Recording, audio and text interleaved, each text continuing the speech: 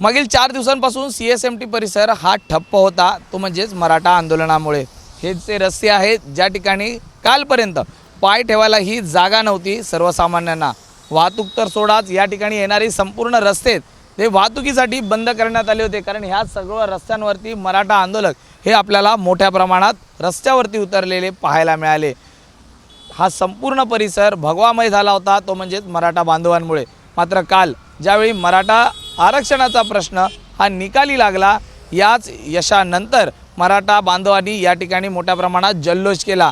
जवळपास 4 दिवस तळ टोकून बसलेले मराठा बांधव यांची अनेक खुणा या ठिकाणी आपल्याला पाहायला मिळतात। जर लाईटचे पोल पाहिले तर त्याच्यावरती झेंडे आपल्याला पाहायला मिळतील। अनेक ठिकाणी अजूनही काही मराठा बांधव हे या ठिकाणी फिरताना देखील पाहायला मिळतात, जे वस्तीला आजचा दिवस थांबले होते आणि ते आज पुन्हा जाणार आहेत। जरांगे पाटील यांनी उपोषण सोडल्यानंतर सर्वच मराठा बांधवांनी याच परिसरात जल्लोष केला आणि आपल्या आंदोलनाला पूर्णविराम दिला।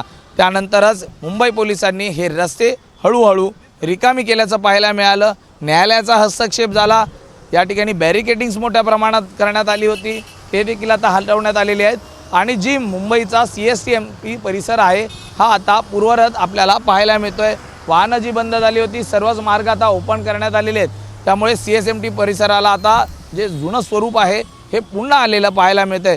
राज्यात गणेश उत्सव आहे आणि अशातच मराठा आरक्षणाचं एक मोठं आव्हान सरकारसमोर आलेलं होतं, जे काल यशस्वीरित्या सरकारने त्याला न्याय देत या मराठा बांधवांची समजूत काढत त्यांना या ठिकाणी पुन्हा ते आज गेल्याचंच पाहायला मिळतंय। त्यामुळे CSMT परिसरात जो पहिल्यासारखा होता तो आता पुन्हा दिसू लागलेला आहे।